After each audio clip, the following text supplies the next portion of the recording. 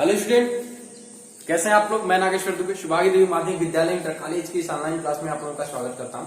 मैं आप लोगों को कक्षा 12 की केमिस्ट्री रसायन विज्ञान पढ़ा रहा हूं और इस ऑनलाइन क्लास के माध्यम से हम लोग इलेक्ट्रोकेमिस्ट्री चैप्टर है जो आपका, उसका दूसरा वीडियो है। एक पार्ट हम लोग पढ़ चुके हैं। उसके लगभग मैंने आप लोगों को बताया था कि टोटल 9 टॉपिक्स हैं, टोटल 9 टॉपिक्स हैं 30% सिलेबस रिड्यूस होने के बाद।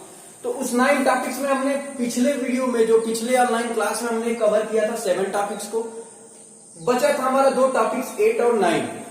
9 क्या था, नॉल्स इक्वेशन है और दूसरा है relation between Gibbs free energy and EMF of cell. Clear है। तो 8वां टॉपिक पढ़ाने से पहले मैं आप लोगों को ये 9वां पढ़ाना चाहूंगा, क्योंकि इसके बाद जब हम एक रिलेशन बना लेंगे गिब्स फ्री एनर्जी और ईएमएफ सेल में, तब नॉल्स इक्वेशन को पढ़ेंगे तो आसानी से समझ में आएगा। क्लियर है। तो चलिए देखते हैं क्या है Gibbs free energy and EMF of cell. तो इसको समझने से पहले आपको समझना होगा गिब्स फ्री एनर्जी क्या है। रिलेशन हमें डेवलप करना है, दोनों के बीच में डिराइव करना है। ईएमएफ ऑफ सेल आपको पता ही है, बता दिया गया है। और गिब्स फ्री एनर्जी हमें क्या करना है, दोनों के बीच रिलेशन फाइंड आउट करना है। तो गिब्स फ्री एनर्जी क्या होता है, ये पढ़ते हैं पहले।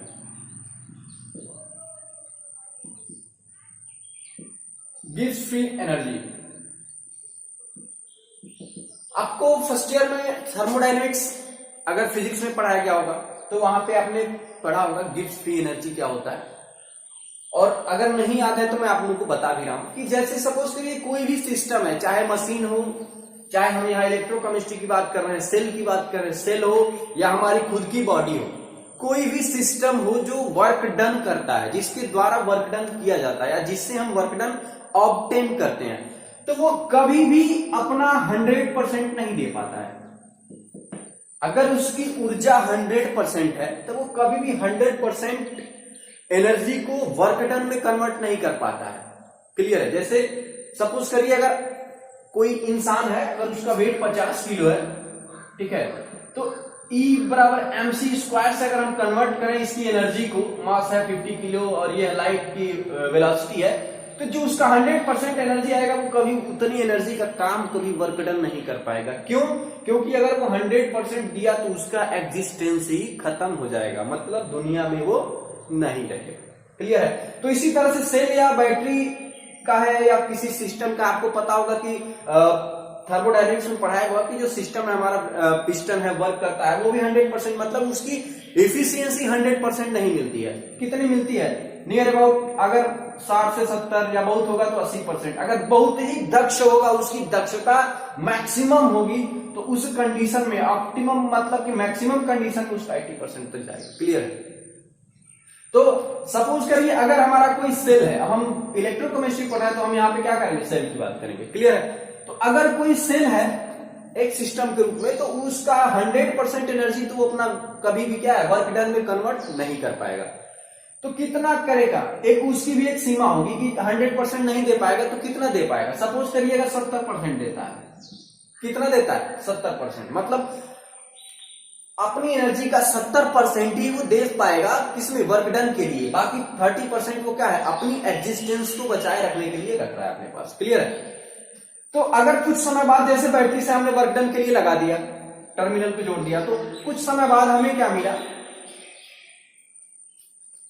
कि अब जो है वर्क डन, सपोज करिए अगर इस समय अगर हम परसेंटेज मान के, अगर ये माना कि स्टार्टिंग में उसकी एनर्जी 100 किलो जूल थी, क्या थी, ऊर्जा 100 किलो जूल, बाद में 70 किलो जूल का उसका क्या है, फ्री एनर्जी है। तो ये जो एनर्जी जिस पे वो काम करेगा, सिस्टम जिस एनर्जी पे काम कर सकता है आसानी से, फ्रीली, वही क्या कहलाती है, उस सिस्टम की फ्री एनर्जी कहलाती है। क्या कहलाती है, फ्री एनर्जी। क्लियर है। इसी को हम क्या बोलेंगे, फ्री एनर्जी। ठीक है। इसको साइंटिस्ट गिब्स ने दिया था, तो ये क्या हो गया, गिब्स फ्री एनर्जी के नाम से हो गया। क्लियर है। तो ध्यान रखिएगा कि कोई भी सिस्टम है जो 100% अपनी एनर्जी को वर्क डन में कन्वर्ट नहीं कर सकता, तो उसकी एक एनर्जी होती है, एक लेवल होता है कि जिसको क्या है वो कन्वर्ट या वर्क डन में दे सकता है मैक्सिमम, तो वो क्या है, हमारा फ्री एनर्जी है। ठीक है। अब सपोज करिए कुछ समय तक ये सिस्टम जो है वर्क डन करता है और इसके बाद इसकी एनर्जी कितनी आती है, 60 किलो जूल हो जाती है, घट जाती है। भाई वर्क डन करेगा तो ऊर्जा क्या होगा, घटेगा। अब जो वर्क डन हुआ है टोटल कितने का हुआ है, 10 किलो जूल का। कितना हुआ? 10 किलो जूल।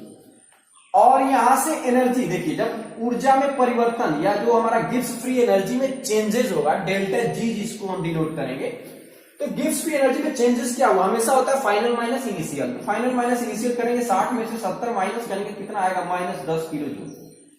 अब ये माइनस साइन क्या रिप्रेजेंट कर रहा है कि एनर्जी क्या हो रही है? रिड्यूस हो रही है, डिक्रीज हो रही है। क्लियर है? तो 10 किलो जूल ये भी है, 10 किलो जूल ये भी है। मतलब क्या हुआ? जितना वर्क डन हुआ उतनी एनर्जी क्या हुई? हमारी सिस्टम से कम हो गई।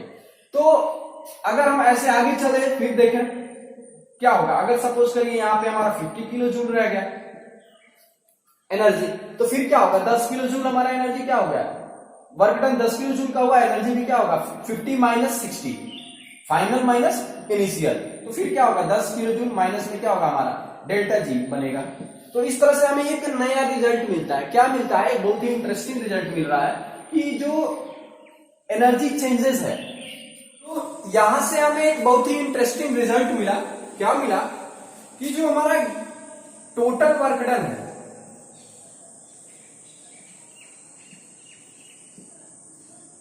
जो वर्क डन है वो किसके बराबर हो रहा है? डिक्रीज या चेंज इन फ्री एनर्जी।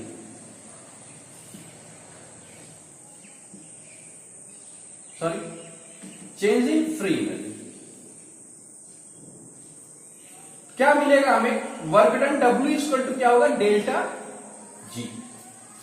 क्या है? W वर्क डन, और वो किसके बराबर हो रहा है? डेल्टा जी के। क्लियर है? तो अब देखिए, हम जब बात इलेक्ट्रोकेमिस्ट्री की कर रहे हैं, वर्क डन क्या होगा? क्लियर है? तो अब थोड़ा सा मैं आप लोगों को फिजिक्स में ले जाऊंगा। फिजिक्स में आपको बताया गया कि जब इलेक्ट्रॉनिक वर्क डन होगा, ठीक है, तो उस कंडीशन में जो W वर्क डन होगा वो किसके बराबर होता है? Q into V। जहां V क्या होता है? पोटेंशियल होता है, और Q क्या होता है? उस सेल का चार्ज होता है। क्लियर है? तो ये किसके बराबर होगा? डेल्टा जी। अब ध्यान दीजिएगा, ये डेल्टा जी इंक्रीज करेगा या डिक्रीज करेगा? क्या होगा? डिक्रीज कर रहा है ना, माइनस में आ रहा है ना, तो यहां क्या करेंगे? माइनस साइन लगा लेंगे। अब देखिए Q इंटू वी है, तो यहां पे हमारा जो फ्री एनर्जी है वो किसके बराबर? वर्क डन क्या होगा? Q इंटू वी, जहां V क्या है? पोटेंशियल है, और Q क्या है? चार्ज। क्लियर है? अब देखिए, ये जो चार्ज है, अगर किसी भी सिस्टम पे जो चार्ज टोटल क्या होगा? वहां का जो नंबर ऑफ इलेक्ट्रॉन होंगे, और एक इलेक्ट्रॉन पे या टोटल चार्ज जो हो रहा है, तो यहाँ पे क्या हो जाएगा? अगर यहाँ नंबर ऑफ इलेक्ट्रॉन n है, और एक मोल, जब हम सॉल्यूशन बना रहे हैं, एक मोल सॉल्यूशन का जो टोटल नंबर ऑफ इलेक्ट्रॉन्स होते हैं, उसमें क्या आएगा कि एक फैराडे जो उनका चार्ज होगा वो एक फैराडे के बराबर होगा। तो क्या हो जाएगा? n इंटू एफ, एक फैराडे। ठीक है? फैराडे, अब आपके दिमाग में हो रहा होगा ये फैराडे कहां से आ गया? तो फैराडे लॉ आपके इस इलेक्ट्रोकेमिस्ट्री में है, एक टॉपिक है फैराडे लॉ। क्योंकि सिलेबस से उसको रिड्यूस कर दिया गया, हटा दिया गया, तो मैंने आपको ये फैराडे लॉ नहीं बताया था। क्लियर है? तो इस फैराडे लॉ को आप एक बार पढ़िएगा, अगर नहीं समझ में आएगा तो मुझसे पूछ लीजिएगा, या ग्रुप में कमेंट करिएगा, या बताइएगा कि सर हमें ये चीज नहीं पता है, बता दीजिए, तो आपको बता दिया जाएगा। तो यहां जनरली क्या होगा? वो चार्ज जो का टोटल एफ होगा फैराडे, n इंटू एफ, और v जो है क्या होगा हमारा? यहाँ पे सेल के लिए हम पढ़ रहे हैं, तो पोटेंशियल क्या हो जाएगा? ई सेल होगा, और ये क्या हो जाएगा? Minus delta G. क्लियर है? अब डेल्टा जी को हम ऐसे भी लिख सकते हैं, delta G is equal to minus N F E cell. ये हमारा रिलेशन हो गया किसमें? Gibbs free energy and EMF of cell. Clear है? अब आगे चलते हैं। देखिए, अगर कोई रिएक्शन है स्पॉन्टेनियस है या नहीं है, मतलब कोई सेल है एनर्जी देगा या दे रहा है, नहीं दे रहा है, या इक्विलिब्रियम में है, तो उस कंडीशन में क्या ई सेल के लिए हम या डेल्टा जी के बीच में जो रिलेशन है उसके सहायता से भी हम क्या कर सकते हैं? बता सकते हैं। जैसे देखिए क्या मिला, अगर ई सेल मतलब क्या है कि ईएमएफ ऑफ सेल अगर पॉजिटिव है, तो मतलब क्या होगा? वो सेल जो है वर्क डन करेगा, एनर्जी देगा, पता है। अब उस कंडीशन में देखिए डेल्टा जी क्या होगा? जब ई सेल जो है क्या है? पॉजिटिव है, ई सेल पॉजिटिव है, तो उस कंडीशन में वैल्यू क्या होगा? माइनस और पॉजिटिव, प्लस मिलके क्या होगा, माइनस होगा, मतलब डेल्टा जी क्या होगा, निगेटिव होगा। अब इसका तात्पर्य क्या निकला, अगर किसी सेल का ई सेल पॉजिटिव है तब भी वो वर्क डन करेगा, और अगर उसका डेल्टा जी दिया है क्वेश्चन में कि निगेटिव है तो भी वो क्या करेगा, इन दोनों कंडीशन में स्पॉन्टेनियस रिएक्शन होगा और वर्क डन करेगा। क्लियर है। अब अगर ई सेल की वैल्यू जीरो, क्या हो, जीरो, तो डेल्टा जी भी क्या होगा हमारा, जीरो। क्यों, क्योंकि जीरो से किसी भी नंबर में मल्टीप्लाई करेंगे वो वैल्यू जीरो हो जाएगा। ठीक है, इस कंडीशन में वो सेल क्या होगा, इक्विलिब्रियम पे होगा। ठीक है, अगर हमारा ई सेल क्या हो, निगेटिव हो, आपको याद होगा कभी कभी बैटरी काम नहीं करती है मोबाइल की या किसी भी कोई भी बैटरी हो तो क्या कहते हैं कि बैटरी डीप में चली गई है। डीप में जाने का मतलब क्या हुआ, उसका ई सेल जो है क्या हो गया, वो निगेटिव हो गया। तो उस कंडीशन में अब क्या होगा हमारा, वो बैटरी वर्क नहीं करेगी। तो डेल्टा जी क्या होगा, जब निगेटिव और निगेटिव वैल्यू मल्टीप्लाई करेंगे तो क्या मिलेगा, पॉजिटिव। क्लियर है। तो ये तीन रिजल्ट हमें मिल गए डेल्टा जी से रिलेटेड कि अगर ई सेल, ध्यान रखिएगा दोनों अपोजिट है, अगर ई सेल पॉजिटिव है तो जी निगेटिव, अगर ये जीरो है तो जीरो, अगर ये निगेटिव है तो क्या होगा, डेल्टा जी पॉजिटिव होगा। तो ये हमारा रिलेशन हो गया, relation between delta G and EMF of cell. आपको सिर्फ इतना ही याद रखेंगे तो आपका काम चल जाएगा। क्लियर है। अब आते हैं हम नर्स्ट इक्वेशन पे। नर्स्ट इक्वेशन क्या था हमारा, नर्स्ट एक साइंटिस्ट थे, ठीक है। तो इन्होंने क्या किया कि जैसे जनरली जब गिब्स फ्री एनर्जी हम पढ़ रहे थे अभी, तो अलग अलग थर्मोडायनेमिक्स में Gibbs free energy standard condition पे और जनरल चेंजेस, उसके लिए एक रिलेशन इन्होंने बनाया। अब जैसे सपोज करिए जनरल रिएक्शन है कोई, जनरल रिएक्शन अगर हमारा किस टाइप का हो कि M1A प्लस M2B किसमें कन्वर्ट हो रहा है, N1X प्लस N2Y। क्लियर है। तो इसके लिए जो फ्री एनर्जी चेंज है, Gibbs free energy change,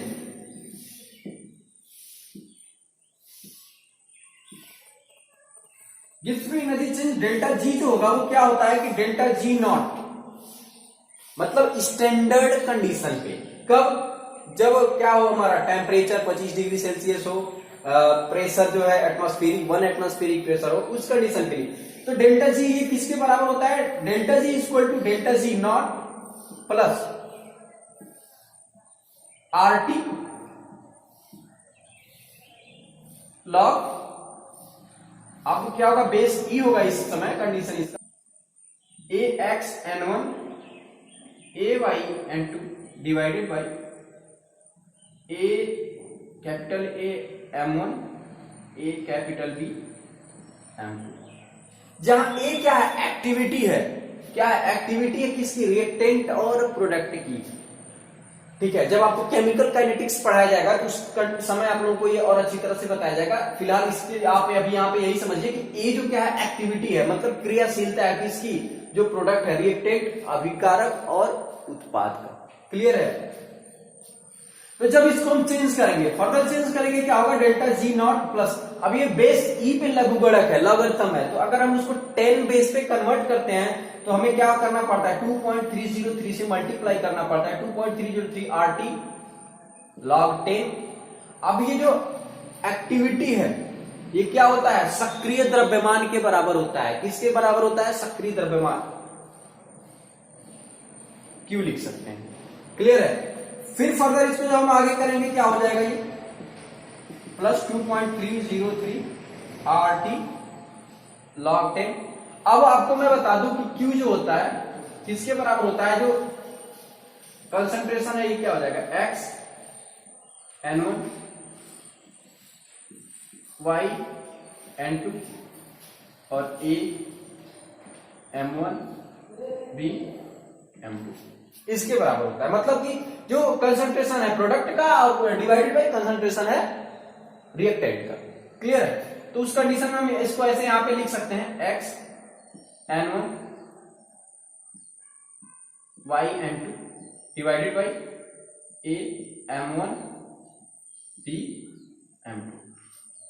clear है। अब हम क्या करेंगे, देखिए यहां पे R जो है गैस कांस्टेंट है, T हमारा क्या है, टेम्परेचर है। ध्यान दीजिए इसको। अब अगर हम इसको क्या करें, जो अभी आपने पढ़ा delta G is equal to minus NFE cell, अभी जब रिलेशन बताया, अगर हम क्या करें, डेल्टा जी की जगह हम क्या करते हैं, उस वैल्यू को पुट कर दें। तो पुट करते हैं हम।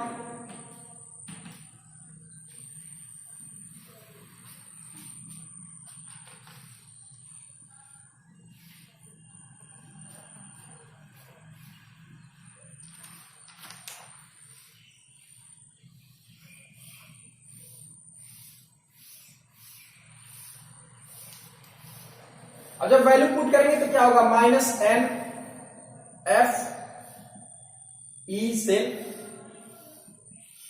ठीक है, is equal to minus N F E not cell. मतलब स्टैंडर्ड कंडीशन ये डेल्टा जी था, तो उसी तरह से स्टैंडर्ड कंडीशन मतलब ईएमएफ क्या है, स्टैंडर्ड कंडीशन पे है, ठीक है, प्लस 2.303 आरटी लॉग 10, ये क्या हो जाएगा हमारा concentration of product, concentration of reactant. Clear है। अब देखिए क्या बनेगा हमारा, यहाँ पे एनएफ इधर भी है, एनएफ यहां पे भी है, तो अगर हमें एनएफ रिमूव करना है और माइनस रिमूव करना है तो हम क्या करेंगे, माइनस एनएफ से हम क्या करेंगे, टोटल रिएक्शन में डिवाइड कर देंगे। तो क्या मिलेगा हमें, EMF of cell is equal to E not cell minus क्या होगा 2.303 RT divided by NF log 10 product concentration of reactant. Clear है। तो ये हमारा एक रिलेशन बन जाएगा किसके लिए, अगर हम ईएमएफ ऑफ सेल हमें क्या हो, स्टैंडर्ड कंडीशन पे पता हो, गैस कांस्टेंट है, ये भी अगर हम क्या करें स्टैंडर्ड कंडीशन लगा दें, टी कर दें, तो और ये क्या है, एफ है, एन है हमारा, आपको पता है फैराडे है, नंबर ऑफ इलेक्ट्रॉन है, नंबर ऑफ इलेक्ट्रॉन। अब यहाँ पे एन जो क्या होगा, सपोज करिए अगर कॉपर है किसमें कन्वर्ट हो रहा है, Cu2 प्लस में, तो एन की वैल्यू क्या होगी 2 होगी, ठीक है। Na है अगर किसमें कन्वर्ट हो रहा है Na प्लस में, तो एन का वैल्यू क्या हो जाएगा, सिर्फ 1 प्लस है, मतलब जो आयंस में ब्रेक हो रहा है, जितने आयंस में है वही क्या हो जाएगा, एन की वैल्यू होगी। क्लियर है। तो उस कंडीशन में हमारा ईएमएफ ऑफ सेल, इस सेल के लिए हम क्या कर सकते हैं, अब वैल्यू फाइंड आउट कर सकते हैं, और इसी इक्वेशन को क्या बोलते हैं, नॉस्ट इक्वेशन। क्लियर है। अब अगर हम स्टैंडर्ड कंडीशन में क्या लें, स्टैंडर्ड कंडीशन में क्या होगा हमारा, ये आर की वैल्यू क्या है, ये भी कांस्टेंट है, और टी कितना हो जाएगा 25 डिग्री सेल्सियस, क्या हो जाएगा 25 डिग्री सेल्सियस। तो वहां से हमारा वैल्यू क्या निकलेगा,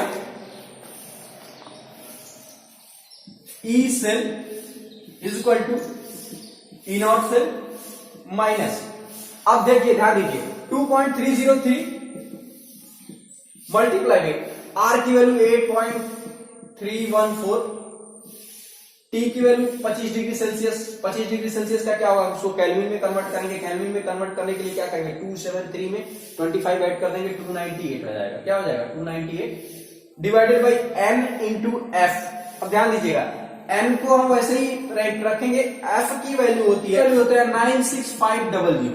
तो जब इसको मैथमेटिकली सॉल्व करेंगे तो आपको मिलेगा क्या, इसको मैथमेटिकली सॉल्व करेंगे तो मिलेगा 0.0591, ठीक है। तो वैल्यू पुट करेंगे तो क्या हो जाएगा 0.0591 डिवाइडेड बाई एन लॉग 10, ये हो जाएगा आपका प्रोडक्ट और ये हो जाएगा रिएक्टेंट। क्लियर है।